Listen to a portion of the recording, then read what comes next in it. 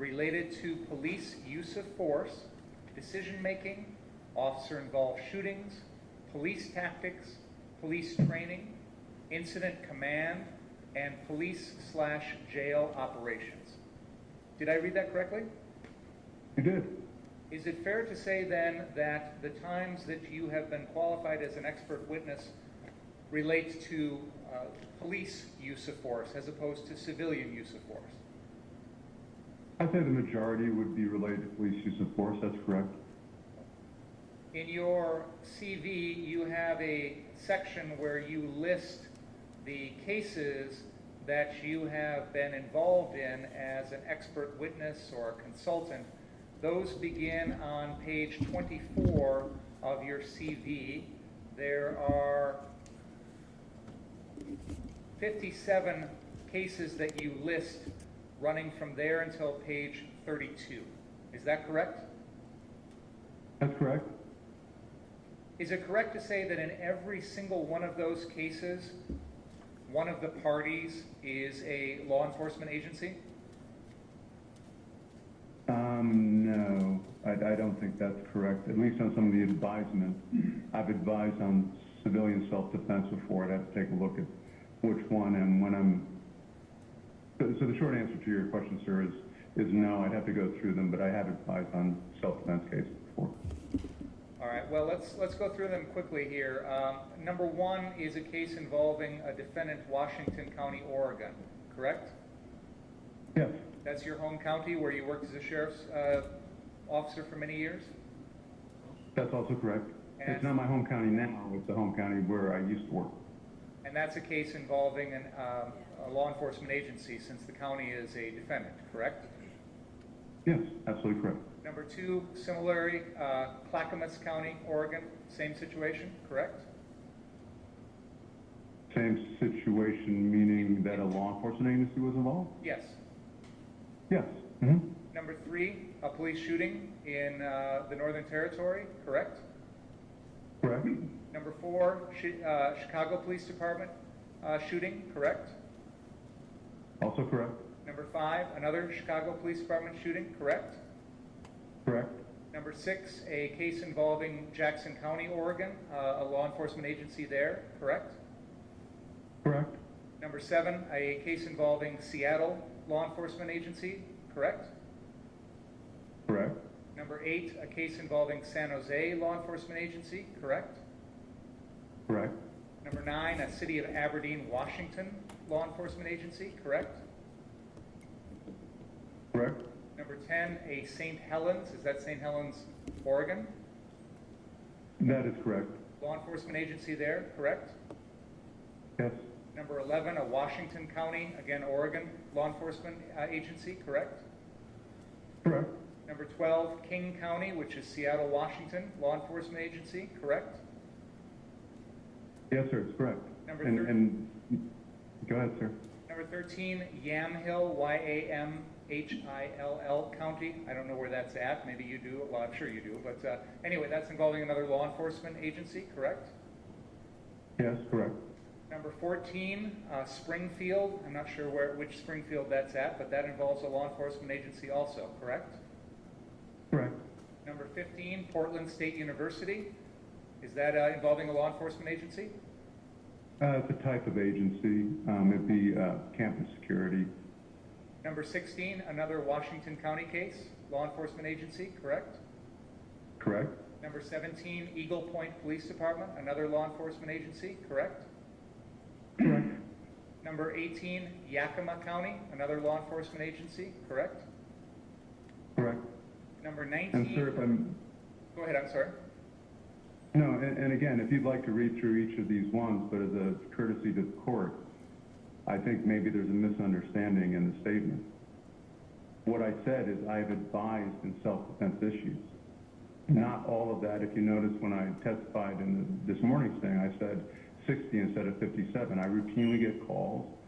I issue things in self-defense. If you're asking if I've testified in a self-defense case, that would be different than advising. But if you'd like to go through the remainder of this, we can. Is it fair to say, though, Dr. Black, that the 57 that you've listed in your CV all involve law enforcement agencies? I think that's fair to say. Okay, thank you. Your Honor, I think that statement is, I understand it's cross-examination, but sometimes he's a plaintiff representing the plaintiff who was possibly shot. Was there a law enforcement agency? It's a misleading question. Well, then the witness is an expert witness, so I think he can handle it. If he does it, you can cover it on redirect. Sounds good.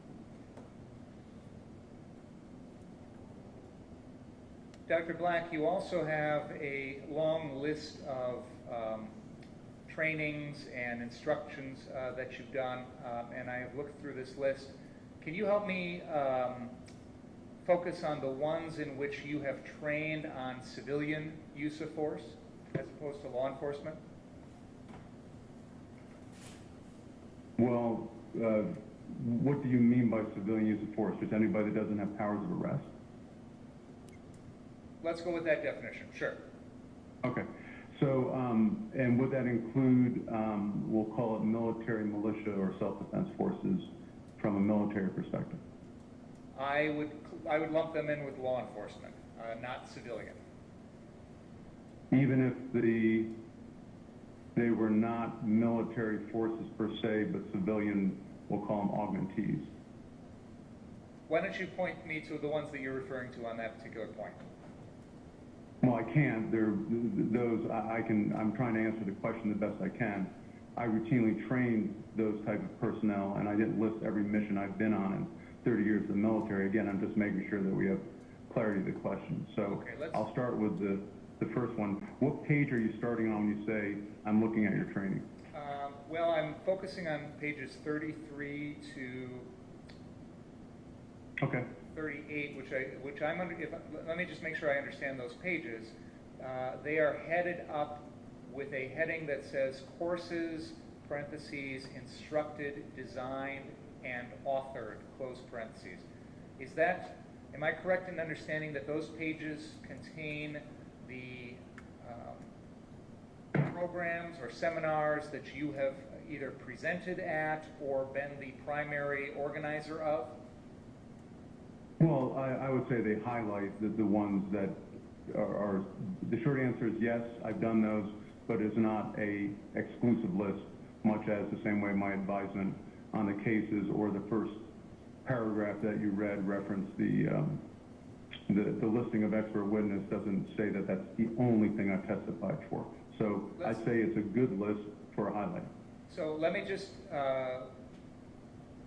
I focused on pages 33 to 38, and we'll get back to those in a second. But Dr. Black, maybe you can help me understand your CV and the way it's organized. I just want to make sure I'm up to speed on everything. Is there anywhere else in your CV where it would list potential trainings that you've done on civilian use of force other than pages 33 to 38? No, not as a list. There's reference, like I said, and I've already answered, is that I would routinely do this as some of the things for my military mission, but I didn't list everything on that, nor would I only do that. As for formal listings, I say 33 is a good page to start. All right. Now, can you help me in those pages 33 to 38? Can you identify any of the trainings or seminars that you've done with regard to civilian use of force? Yeah, sure. Well, now again, civilian use of force, meaning, well, okay.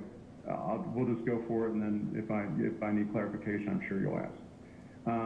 In the 2019 course, supervision, that type of stuff, I'm looking on page 33. 2019 instruction for Deschutes County Sheriff's Office. There were civilians in the class, and part of the subject material covered would have been self-defense issues and the right of civilians to use force within certain things, so that police understand that as well as anybody else in the class did.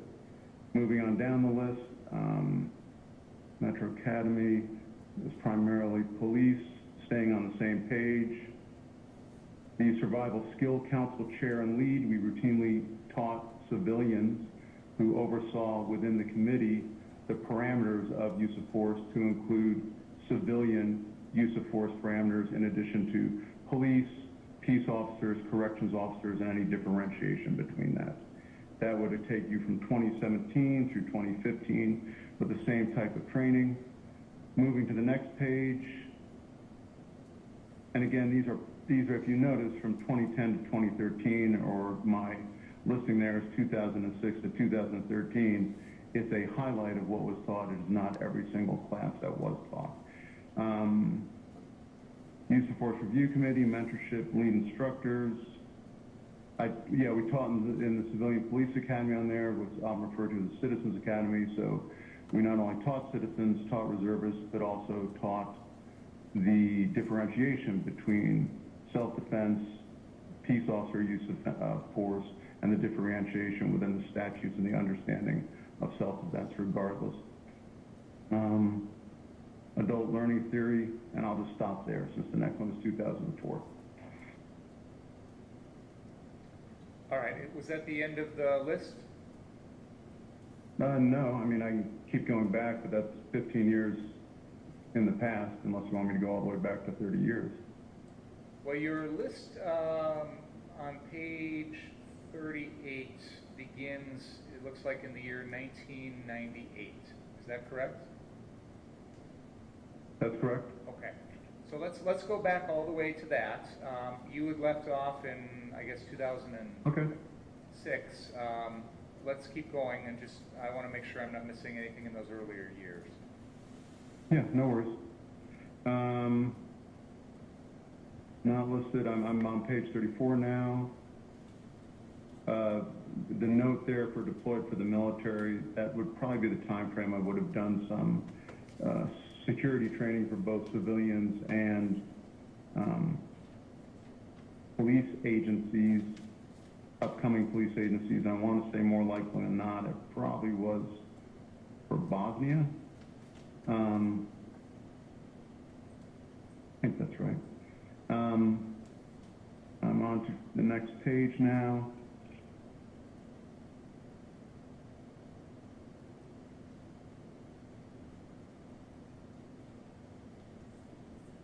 Washington County Annual Patrol Training, use of force updates would have included the Reserve Academy, Civilian Academy, which is listed there, which is instruction to citizens and civilians to include all aspects of whether it is a civilian use of force, use of force in defense of property, use of force in defense of person, all the other different issues.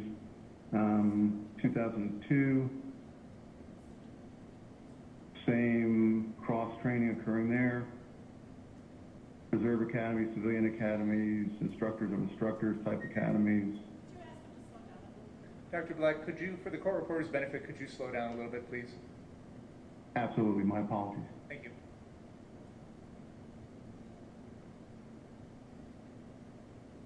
In 2001, again, deployments. Depending on where I was at, there would be some training overseas. Same type of training, Reserve Academy, Civilian Academies, regular academies, the differentiation between self-defense, the concepts, use of force in defense of yourself, defense of property, defense of person, defense of another. And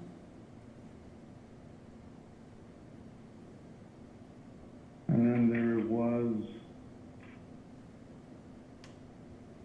and I don't see it listed here, but I was the primary representative to the Washington County Human Rights Council, and I did, as part of my instruction there, help them understand use of force at a, they oversaw basically, they were diversity inclusion efforts, still are today, and understanding how from different countries how the perception of force at a civilian level is done. And that would bring us back to your point of 1998. Okay, thank you very much.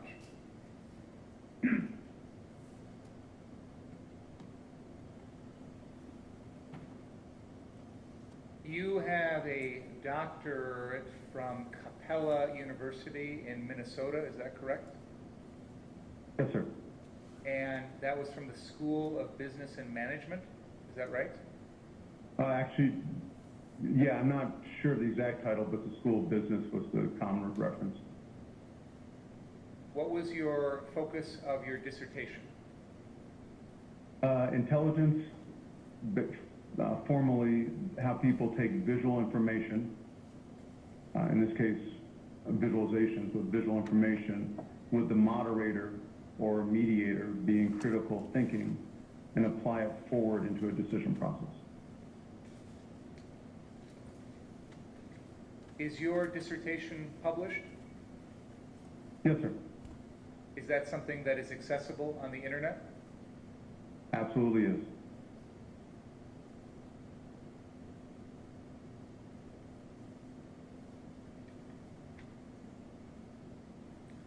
Have you ever testified in a court in the state of Wisconsin? Not that, no, sir. Have you ever consulted on any case in the state of Wisconsin? Not that I can recall.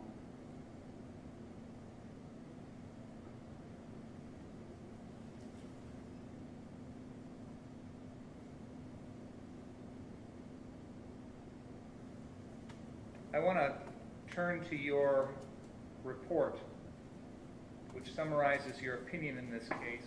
I believe that is Exhibit 1. Correct. Do you have that in front of you, Dr. Black? I do, sir. The first page of that report is entitled Expert Witness Preliminary Report, dated July 31st, 2021. Is that correct? Yes, sir. Is this the only report that you have generated in this case? Yes, sir. It indicates that it is a preliminary report. Why does it say that? When I got it, it was, let me rephrase that. When I was receiving the evidence, due to the time compression of getting the report in, I knew that maybe some evidence may be arriving later, so to speak.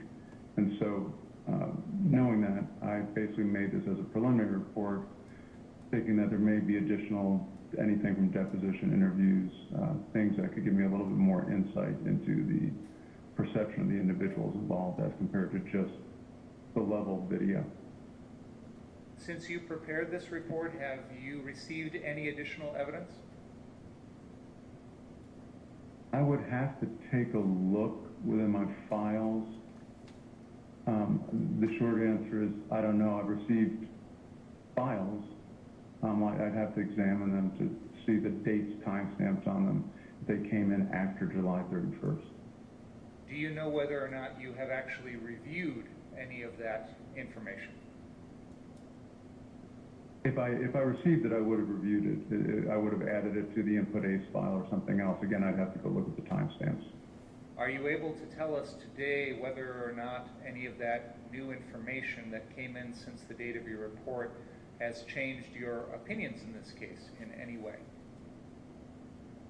No, I can accurately say any evidence that I've reviewed up to this point that's been given to me, the preliminary report that I've given, I see no reason to alter its conclusion. I may change a couple words to make the arguments a little bit more easy to read, but the main content of it, I haven't changed that. One of the things that you talk about in your report is the time span of these various shootings, and you testified earlier the methods that you use to measure the gap between the shots that were fired by Mr. Rittenhouse. Is that correct? Yes, I testified to that earlier. Why is that important to your opinion? It helps me, it gives context, it's a baseline. If I can understand the objective baseline, it helps me understand the other things and their reasonableness.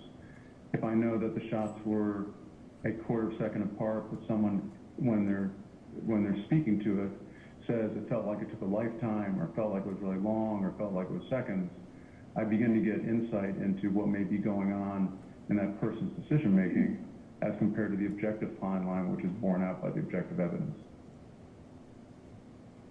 In this particular case, do you have any information about how Mr. Rittenhouse perceived that time? I do not. So other than what you've just described, is there any other reason why the time span of the shots is important to your opinion? Well, the other thing it speaks, well, there's a myriad of reasons, but it's a baseline of investigation is to get the objective frame. Time, if we can determine it, is an objective frame. From that, I can take a look at many other things. Could a person have performed differently in the time that was actually present in the situation, regardless of what they felt, what they believed, or anything else? Can a person run X amount of feet within a certain time? Can a person do these things? The relationship of that is time-based, and so as a matter of just what I call sound practice, I try to get the timings done fairly early in the investigation as a way of giving myself an objective frame. So hypothetically, Dr. Black, if the gap between shots here was a longer period of time than what you measured, would that impact your opinion in any way? It could, depending on the significance and what the word longer means. I mean, if it was half a second, a second, a second and a half, just doubling up things for easy, then the idea that there could have been time, there might have been time for what we would call more deliberate decision-making, or the person perceived, or had the ability to perceive such a thing, those can enter into some of the analysis. Whereas when things are tightly compressed, we'll call it deliberate decision-making, is not usually the first type of decision-making technique that one would go to, whether it's at a conscious or below the level of awareness level. So in other words, Dr. Black, the short time frame between shots here gives you some insight into how much deliberation the defendant was utilizing when he was making those shots. It might. It could also, and I'll use the same example as two different ways. So using roughly a quarter of a second, and in Mr. Rittenhouse's case, in event one, there's approximately a quarter second between shots.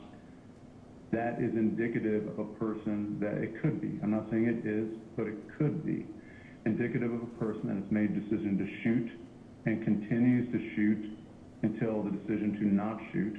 So the first decision was potentially deliberative or potentially being pushed back and overwhelmed. But the quickness of the things in between is a person pulling the trigger during those time frames without necessarily deliberative type of decision making occurring between each. Some might be able to, some might not, but it would lean me more towards that person is at a high state of arousal, whatever that may be, fear, anger, whatever, it really doesn't there, but a high state of arousal. And what they're doing is they're pulling the trigger as quickly as they can because of whatever they are perceiving. So let's talk about that first encounter with Mr. Rosenbaum. Counsel had asked you a question about prior threats to kill Mr. Rittenhouse that had been made by Mr. Rosenbaum. Are you aware of that? I'm not aware of the exact framing of it, but I'm aware of the context of that evening and that being part of the context. But I don't have, I'd have to look through my notes to find the exact, if you're asking for the exact verbiage that constituted a threat. No, I'm just saying, is your opinion taking into account their prior contacts that evening between Mr. Rittenhouse and Mr. There's the prior context and the pursuit and everything else. Yes, it is. I'm not just talking about the pursuit at the gas station at 63rd and Sheridan, the car source location 3. I'm talking about earlier in the evening at a different location. Does your opinion take that into account? It does. What effect, if any, does that have on your opinion? Well, the short answer is it doesn't have a lot. I'm aware of it, and I keep that in the back of my mind as awareness, but I don't have Kyle Rittenhouse's statement or anything indicating the impact of that earlier encounter. So I'm aware of it, as I would be of any other piece of evidence. I'm not going to say that it causes a decision to occur one way or the other. I would argue I don't have the right to do such. What is your understanding of what those prior interactions were between Mr. Rittenhouse and Mr. Rosenbaum?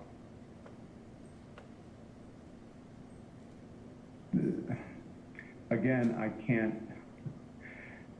I can tell you when I look at them, what I perceive as an individual. I can make a hazard or guess a reasonable certainty at what other people might perceive from the same type of interaction.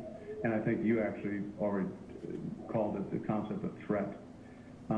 As for what Kyle Rittenhouse is thinking, I'd have no insight to that. Dr. Black, my question to you, and I'll restate it, was what is your understanding of the prior interactions between Mr. Rittenhouse and Mr. Rosenbaum? Can you answer that question? Yeah, my understanding of it, the way I viewed it, is they were at odds with each other, obviously, and if you were looking at it, the idea of the interaction, some might look at it and call it threatening, other people might look at it and call it a strong level of disagreement. It could be viewed multiple ways.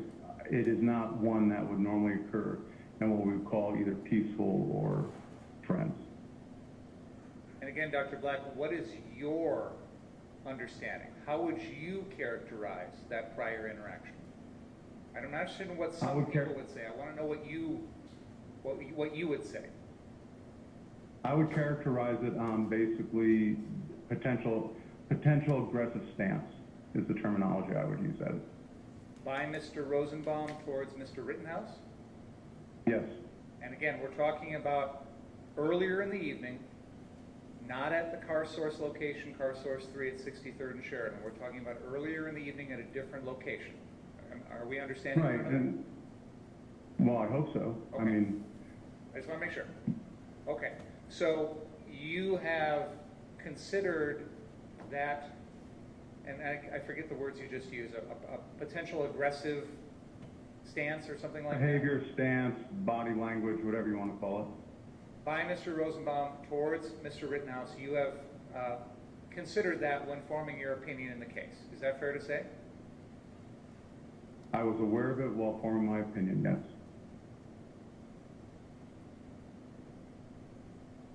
Now, at the time that Mr. Rittenhouse shot and killed Joseph Rosenbaum, do you have an opinion as to whether or not the defendant, Mr. Rittenhouse, knew that Joseph Rosenbaum was unarmed?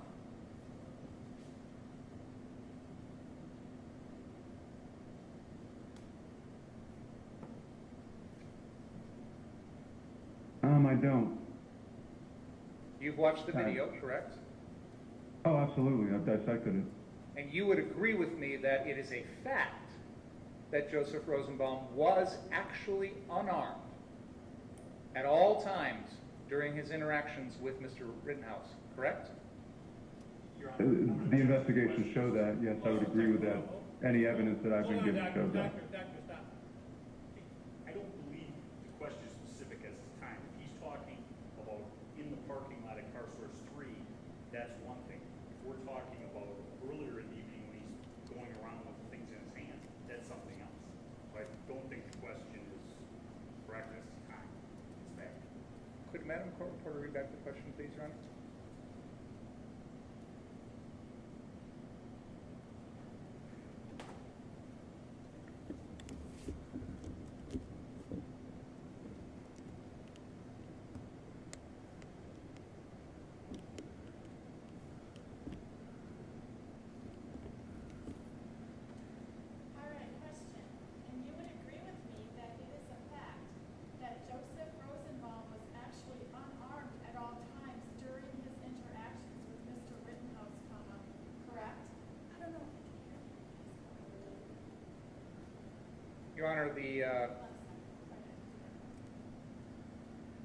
Your Honor, the question contains a time parameter. Well, it does. That's the objection. The question is it subsumes that. then it's an incorrect question, because it doesn't, he wasn't unarmed at all times. Well, you can, I don't know what the facts are. Witness can answer The that. witness can answer if he feels that the question is misleading or is based upon unsound analysis. So go ahead, doctor. Are you, Yeah, I'm still here, and I apologize, wait, Your Honor, but stop, I'm going to stop again. Does the witness need to hear your objection because you're not talking to, I don't know, if you want that, I just am trying to. I'll make sure I talk into the microphone more. Whatever you want, I don't know, okay? I thought my voice was one of those ones that people could hear. I can still remember your voice. Maybe you can hear, I just didn't know. No, I can ask. Remember when that fellow, Yes, you Judge. know what I'm talking about? Belgrumarius. Is that what his name was? Yes. Yeah. That was quite a trial. Mr. Richards was spit upon by a defendant, and then he spit on the jury too. So Richards or the defendant? Anyway. On that one. You know what to expect. Anyway, let's get back. Why don't we start with a fresh question, and let's take it from there. Dr. Black, let me take another stab at this. Would you agree with me that Joseph Rosenbaum was unarmed on the evening of August 25th, 2020? again, given the conversation, I wanted to put some caveats on it. In the video that I saw, in the moments, what you called the events preceding when they had the conversation and the engagement, and the video that I saw that I'll refer to as the, I think you're calling it Service 3 or something similar to that, Gas Station 3, other than the bag being thrown, which could be perceived as some sort of irritant or chemical or that type of stuff, other than his physical ability to inflict harm through fists, feet, or bodily weapons, he was not, that I saw, armed with anything else that would be considered a weapon, knife, or otherwise. It does not mean he did have them or didn't. I did not see them within the evidence that I received. So therefore, your opinion with regard to the killing of Joseph Rosenbaum is that Kyle Rittenhouse was justified to protect himself by use of deadly force to prevent Joseph Rosenbaum from taking his gun and killing him with it.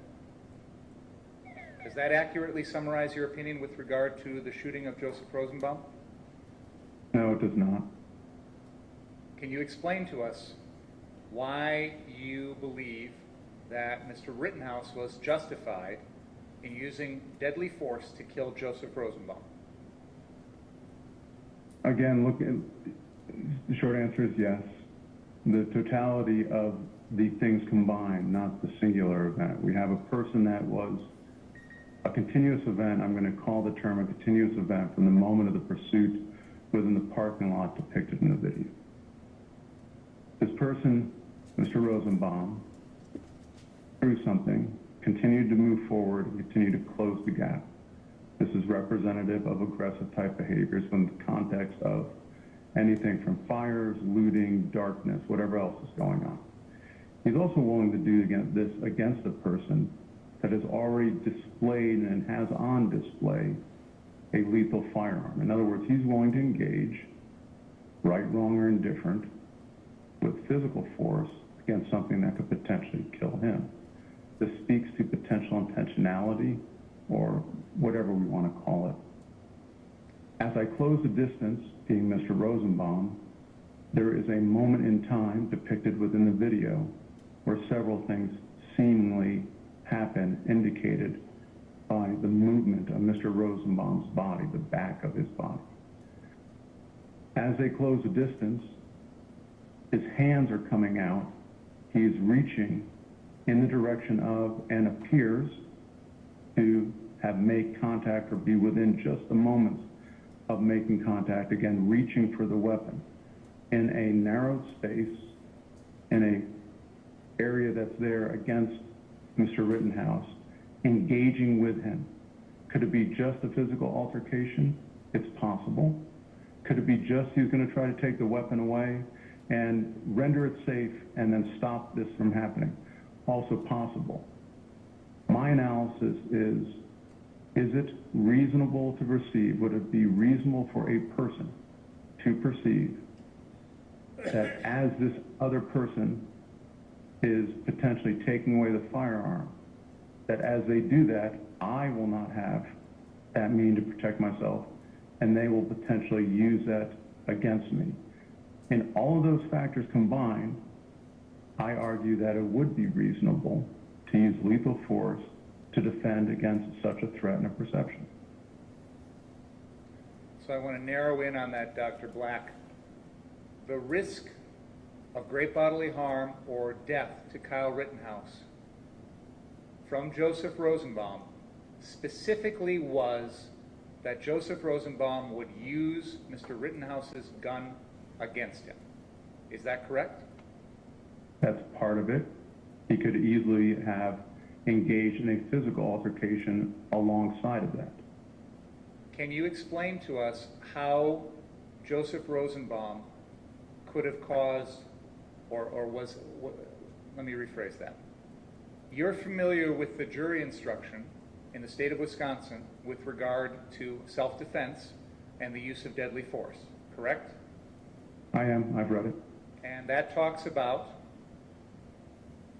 defending against a substantial risk of death or great bodily harm to Mr. Rittenhouse, correct? In the concept that he reasonably believes that it would be necessary to terminate such, yes. So let's talk about what was the substantial risk of death or great bodily harm to Mr. Rittenhouse that was posed by Joseph Rosenbaum, okay? Okay. I asked you if it was simply Mr. Rittenhouse's gun, and you said no, it was more than that.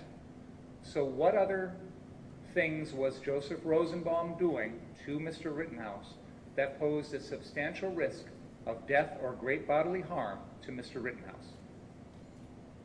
Right, and Counselor, I can appreciate the question, and I'm not trying to walk around it. You're absolutely correct. The crux of this, I would argue, or the primary weighting factor, is the fact that a firearm was involved. My argument is it is not as simple as that, and it's not taken out of context. If you were to ask me, and I was having a firearm slung across my body, and you were a friend of mine or anything else, can I see the gun? And I hand it over to you so that you can examine it. The distances are the same, the gun is the same, but the context is not. The intent, the willingness to do harm, and these type of things.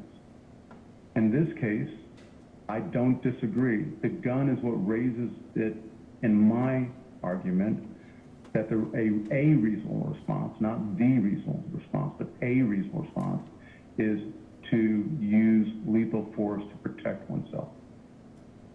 In that vein, the reasonableness of it cannot be removed from the context of a person that is pursuing them, a person that has thrown something at them, a person that is cornering them in between things, and a person that continues to approach even though that other person, Mr. Rittenhouse, has a weapon.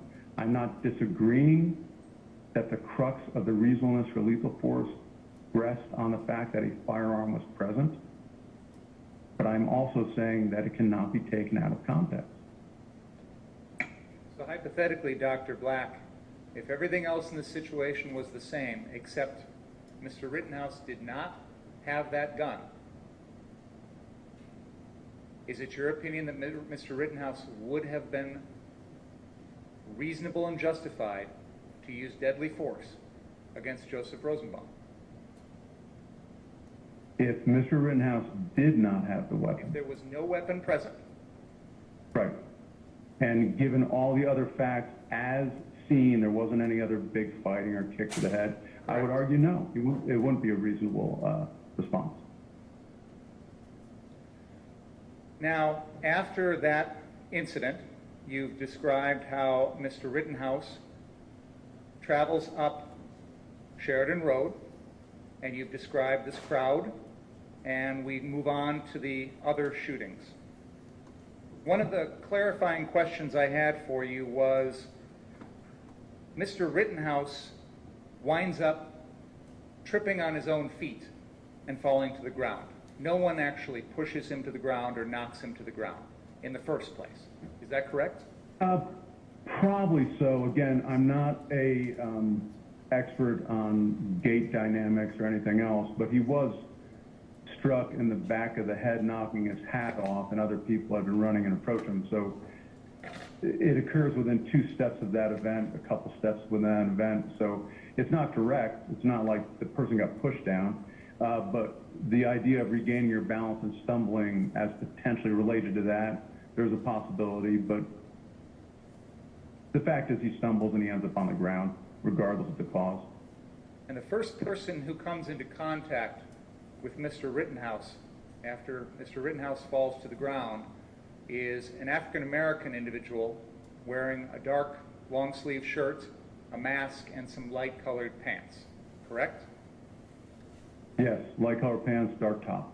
This is the individual who comes in and delivers some sort of flying kick to Mr. Rittenhouse's face or head area. Is that fair to say? Head, neck, face area, but yes. That individual does so with his own hands in his pockets, correct? I'd have to review the video frame by frame, but I know they were in there for at least part of it. I just can't say if they were there during the entire time. At no point does that individual reach for Mr. Rittenhouse's gun, correct? Not that I recall, no. And Mr. Rittenhouse fires 2 shots at that individual from very close range and does not hit him, correct? Correct. Mr. Huber then comes in with his skateboard, and you characterize that situation as one in which Mr. Huber not only uses the skateboard against Mr. Rittenhouse, but also has his knees on top of him.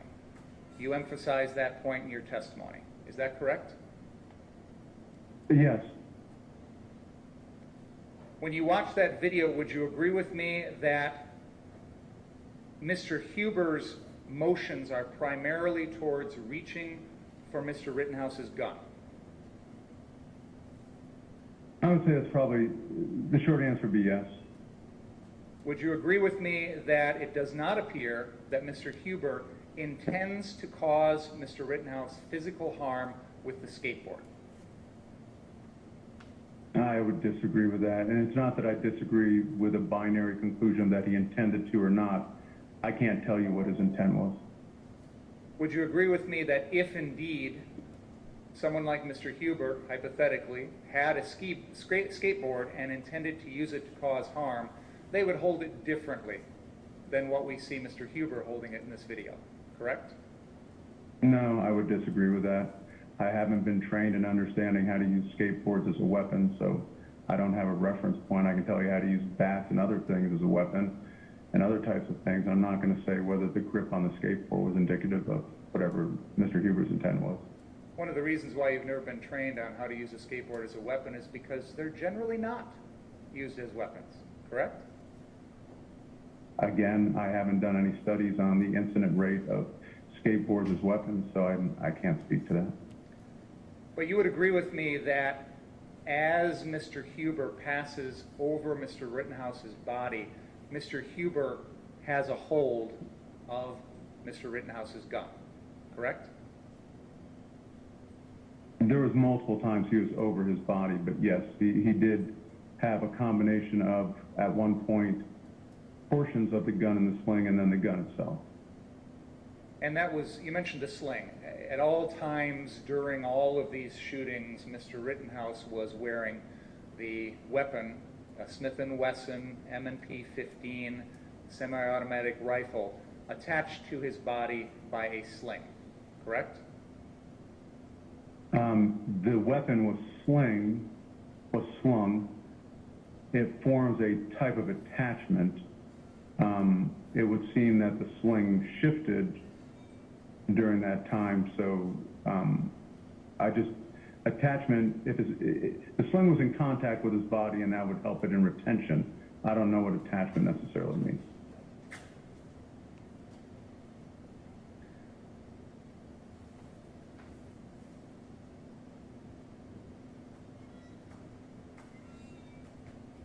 With regard to Mr. Rittenhouse's shooting of Anthony Huber, is it your opinion that Mr.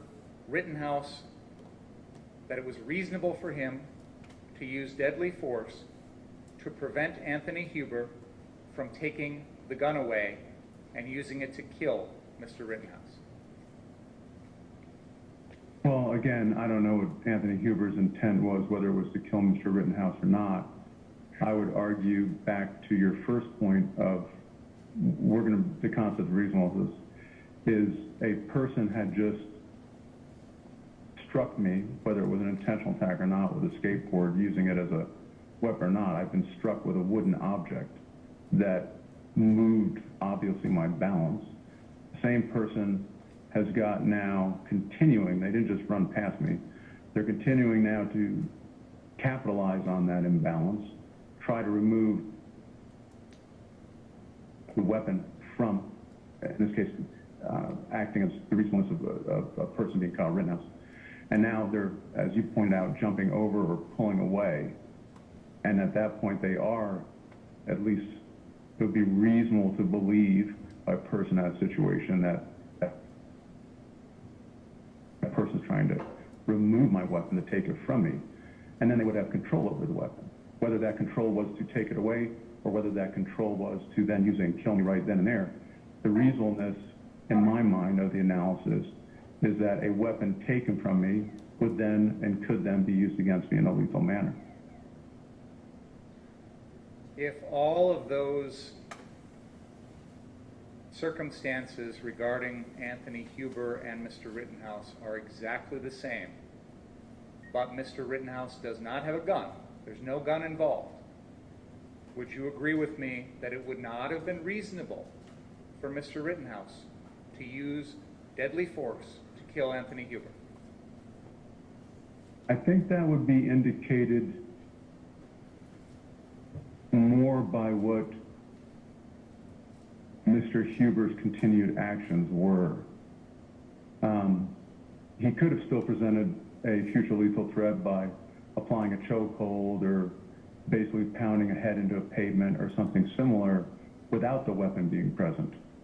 However, if everything else was exactly the same up into that moment of, you know, just if I'm pulling, I don't know what I'm pulling on anymore, I'm pulling on his arm instead of the weapon as a hypothetical.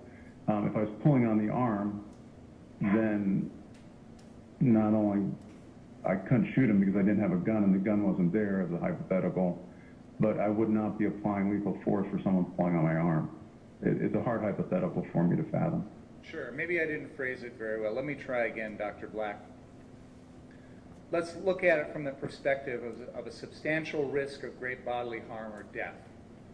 You'd agree with me that in that interaction between Mr. Rittenhouse and Mr. Huber, if everything else were the same except there were no gun, you'd agree with me that there was not a substantial risk of great bodily harm or death to Mr. Rittenhouse, correct? Provided that the injuries or the construct of the physical stuff into the pavement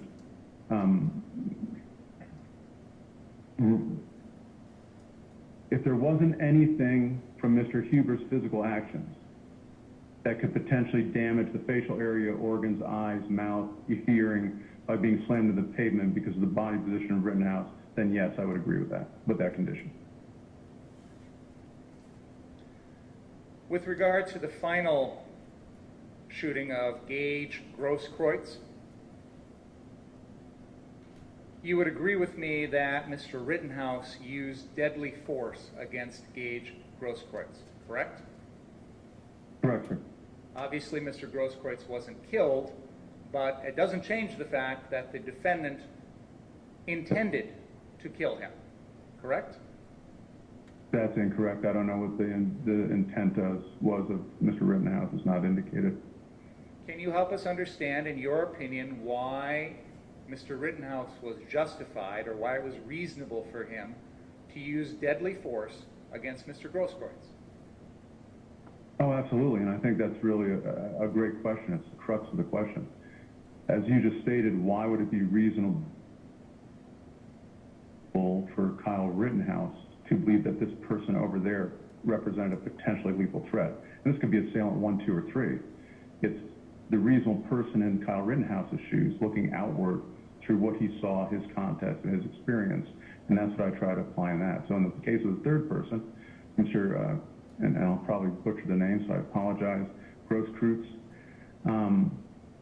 is that a couple things are very interesting in this one.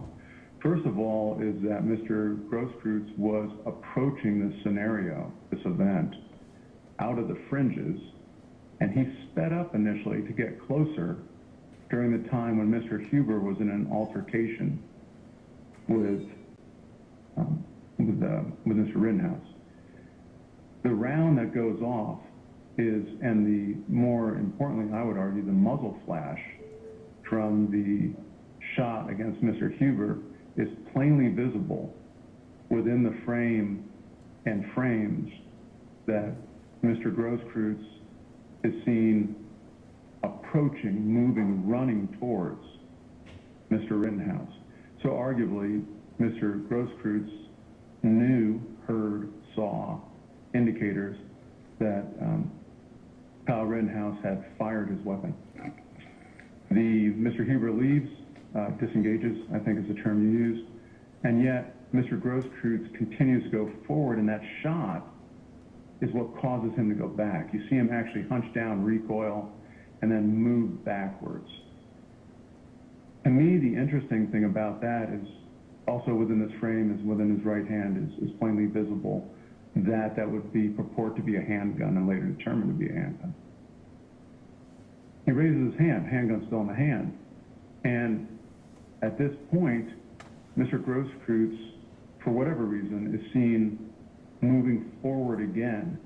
But when he moves forward again, he actually loads, meaning that he like when you're bracing and you're about to push something, a car, a tackling dummy or whatever, you can see the stutter step and him loading, and then he comes back in.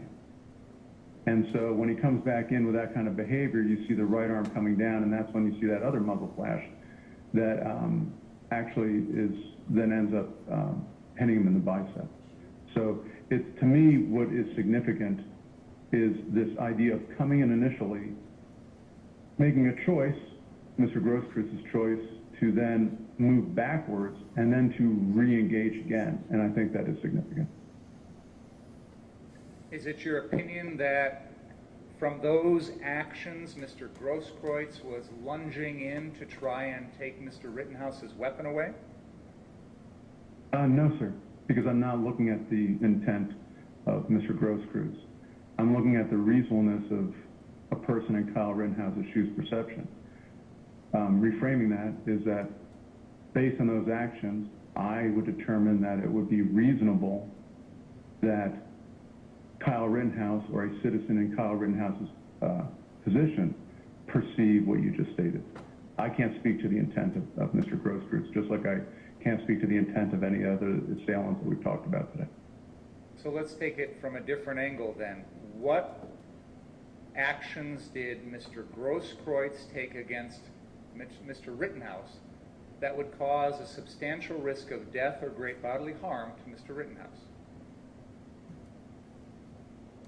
I can't answer the question in the way it's framed because, for me, I analyze it by the actions that were potentially perceived, reasonably perceived, and again, I've already stated those. The willingness to re-engage, with a firearm in my right hand.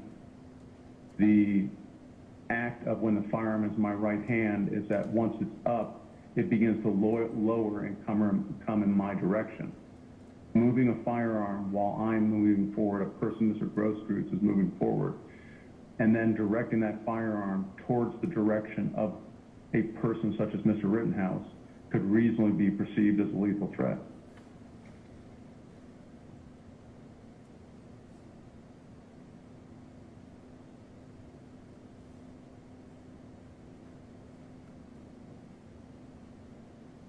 Do you have your preliminary report in front of you, Dr. Black? I do, sir. I want to turn your attention to page 24 of your report. This is where you focus in on the interactions between Mr. Rittenhouse and Mr. Grosskreutz. And on page 24, you have a number of paragraphs that are listed by Roman numeral, and one of them is Roman numeral, or paragraph VII, paragraph 7. Do you see that? Let me catch up with you. I'm sorry, did you say Roman numeral 7, it starts S3 is seen initially? Yes. Yes, I'm there, sir. And your paragraph there describes the physical movements of Mr. Grosskreutz that you've also described here in your testimony. And then you say these are, and I'm quoting, these are indicators of someone that is about to either lunge or spring forward. Immediately after bracing his left foot, S3, subject 3, Mr. Grosskreutz, takes a significant step/lunge and moves towards K. Rittenhouse, and could reasonably be perceived as attempting to assault, open parentheses, now with a firearm, close parentheses, or perhaps gain control of K. Rittenhouse's weapon. Did I read that correctly? With the exception of one word off his left foot, but yes. Oh, I'm sorry, I misread that. But otherwise, it's all Yeah, correct? no worries. Okay. Yes, sir. So if I'm understanding you correctly, when you are trying to describe what Mr. Rittenhouse perceived in that moment, you believe it was reasonable for him to perceive Mr. Grosskreutz as either about to shoot him with Mr. Grosskreutz's gun or take away Mr. Rittenhouse's gun. Is that fair to say? That's incorrect. No, it's not. Okay. Can you help us understand, in your expert opinion, what Mr. Rittenhouse's, what it would have been reasonable for him to perceive that Mr. Grosskreutz was going to do at the moment that Mr. Grosskreutz lunges or springs forward? Right, and I think you just stated it correctly, at least in my mind, not meant any disrespect to you, that you stated it correctly in your second half. It wasn't the same way you stated there. I'm not speaking to what Kyle Rittenhouse did perceive. I have no way of knowing that. I'm not speaking to what Mr. Grosskreuz's intent was. I have no way of knowing that. I have indications of that. At least he gave a statement, and we have that to go off of and weight that as we have. What I'm speaking to is a citizen in that position, given those indicators, would it be reasonable for them to believe that they were about to be assaulted? I would argue yes.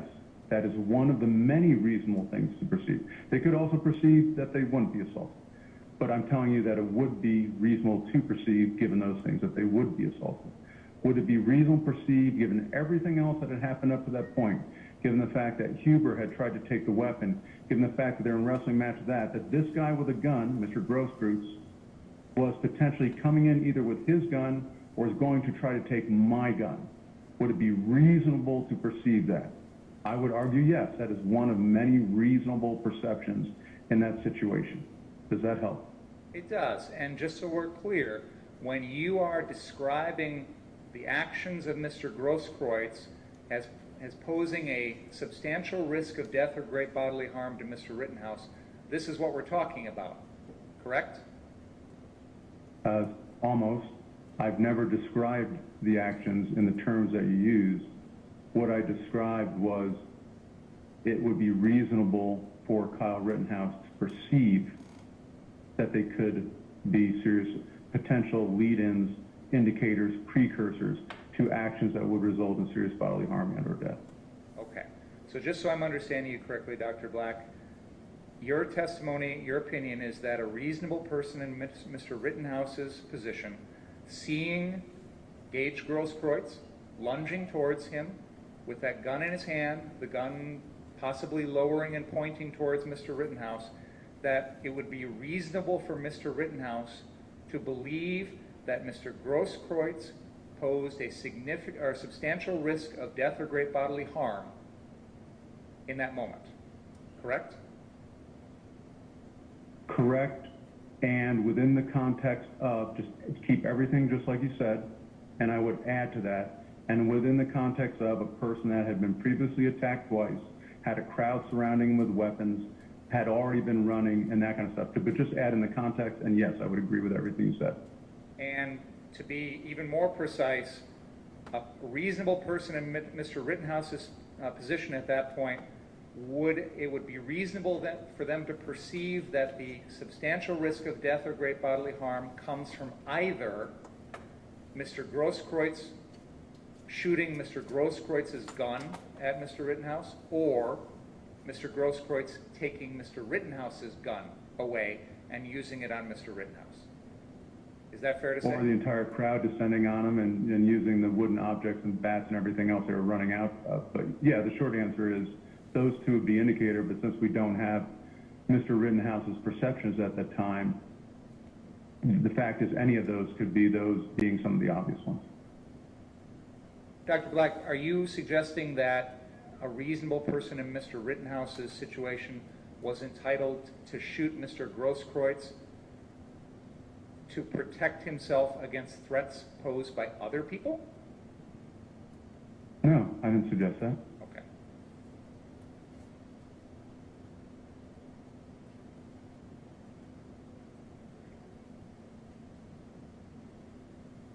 Now, if I'm understanding this situation with Mr. Grosskreutz correctly,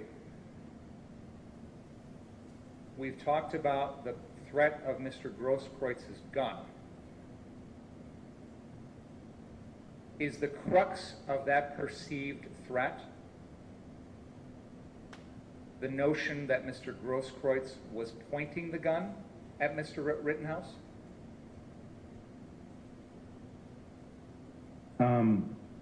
It's part of it. The word crux being a singular thing, I would argue no. Again, to take everything out of context it's not part of the reasonableness inquiry. We dissect it and we put it back in. Did pointing the gun have something to do with it? Absolutely. Did approaching and actually waving the gun have something to do with it? Absolutely. Did the fact that you approached him and then moved back and moved back in have something to do with it? Absolutely. Whichever you want to call the crux, that's fine. I'm not going to argue for or against, because all of them contributed.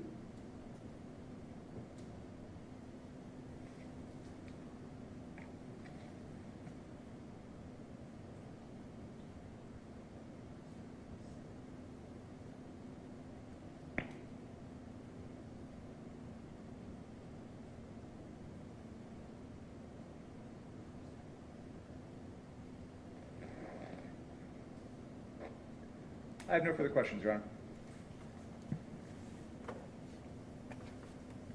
Going to Mr. Huber attacking Kyle Rittenhouse with the skateboard. A skateboard could be a deadly weapon, correct?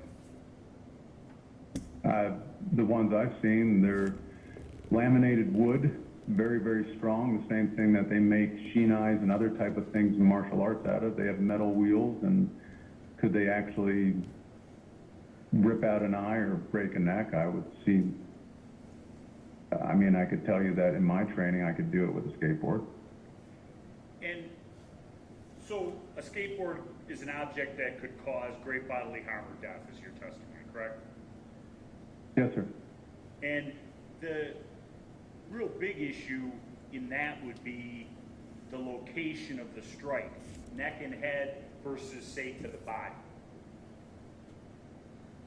Yeah, I mean, a skateboard as an impact type of weapon, meaning it's generating force and then transferring that force into something, muscle tissue, bone, organ, whatever, is one, if I use the edge of the skateboard compared to the flat side of it, it's going to generate a lot more force.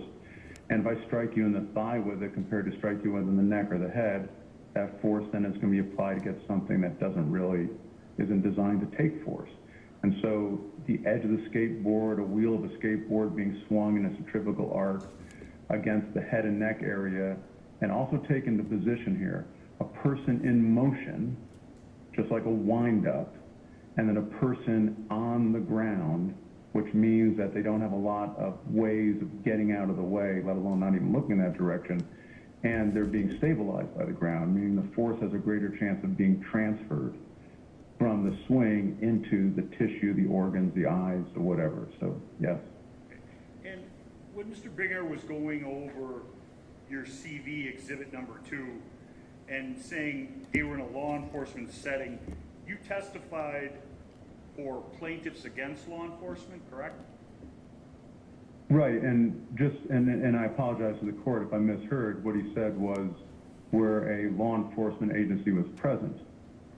That wasn't the fact that I testified for the law enforcement agency or I testified against a law enforcement agency. In a rough estimate, probably about 20% of the casework I do is actually against police agencies. And the reason being is I primarily do my work as a way of instituting change. So yes. And your opinions in this case are based upon factors that sometimes apply in law enforcement cases, but in this case, you're reviewing it from a citizen standpoint and their right to engage in self-defense. From multiple things. The attention factors, the things we talk about, sense making, the things that I put within my report that are preamble, perception, attention, how we do that, those are human things. It doesn't matter whether you're a police officer, an Olympic athlete, or anything else. Some are better at it than others, but as a human organism, they are found throughout research in multiple things. Second to being a human is your training. In this case, police officers, and to the state's point, which I agree with, we add another layer on top of that type of analysis. Rules and standards and training that's been applied and accepted practice and these types of things. But the overarching thing that's the same regardless is you're human first. After that, I take a look at the statutes, those that apply to a peace officer as compared to those that apply to a citizen, and I apply the appropriate standards based on their locale, their precedents against the case as well. I have nothing further. Thank you, Doctor. Any question? No, Your Honor. Thank you, Doctor. Yes, sir. Do you have more, Mr.? I do not, Your Honor. Let's take a break. Your Honor, we discussed with your clerk the possibility of conducting the hearing with regard to Mr. Willis at a later date after we've got his report. We talked about the afternoon of October 25th, which I think works for all parties. So I don't know if it makes any sense to start with, today we'd be talking about his qualifications, which we can do, but it might be simpler just to do it all at the same time. I don't know what the court feels, but there's... That would be fine with me. And Fine with me. You can... I didn't run that date past Mr. Willis. Mr. Willis, are you available on the afternoon of October 25th? Let me check, and let me also add, I'm probably going to be kicked out of this building in 10 minutes. Oh, well. All the more reason to stop. So would that afternoon work for you, Mr. Willis? I'm checking right now. Thank you. That would be a Monday. Monday the 25th of October.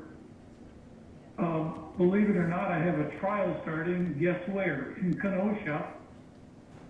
The Smith versus Bandy trial, but it's going to be day 1, and I'm certain I would not be called on day 1, so yes, I should be available. 2:15 works for us. Mr. Willis, does 2:15 that afternoon work for you then? That'll be fine, and that'll be on Zoom again, correct? Is that okay with you, Your Honor? Well, if he's in Kenosha, He lives in Wauwatosa. Would you be able to come down in person that day? I didn't realize. Well, if he's going to be in Kenosha, I'm not going to be in Kenosha. I'm just at a trial starting that day in Kenosha. I'm about an hour away in the Milwaukee area. okay, Zoom will be okay. We can do it by Zoom, Mr. Willis. Thank you. All right. Okay. Anything else? What time? 2:15? 2:15, yes. All right. Thank you. Thank you. Enjoy the day. Thank you. This Galaxy S9 waiting to come in. I hope somebody hasn't been waiting for it. He said he'll have it by October